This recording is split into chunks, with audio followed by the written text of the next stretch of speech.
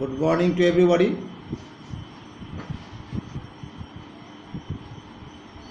Welcome to online classes. Hope all of you are well. Today I will explain from page number 23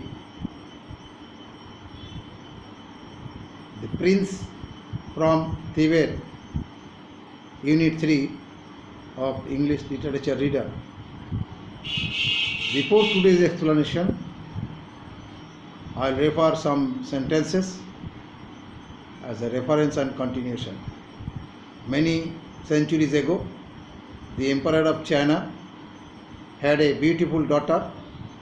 He wanted her to marry a prince, but there were 7 princes who wanted her hand in marriage. He asked them all to come to his palace so that he and the Empress could decide which one of them would marry their daughter. Now start from the book, today's explanation. Unfortunately for the emperor, his daughter, who should have in her room, was out walking in her garden when the Prince of Tibet arrived. Unluckily, explanation 1. Unluckily for the emperor, his daughter, who should have been in her room, was going out in her garden when the Prince of Tibet reached there. Explanation 2. Regrettably for the emperor, his daughter, who should have been in her room, she was proceeding to her garden when the Prince of Tibet appeared there. Explanation 3. Sadly for the emperor, his daughter should stay in her room. Instead of that, she was moving towards her garden. In the meantime, the Prince of Tibet entered there. Now from book. She immediately hid behind the bush, but not before noticing how attractive the young prince was. Explanation 1. She rapidly concealed herself behind the shrub. She did not notice the attractive young princess of Tibet. Explanation 2. She promptly secreted herself behind the hedge, and she did not observe how was the appearance of the young prince. Explanation 3. Instantly she stowed away and kept herself behind the scarf, and she did not watch her how attractive the young prince was.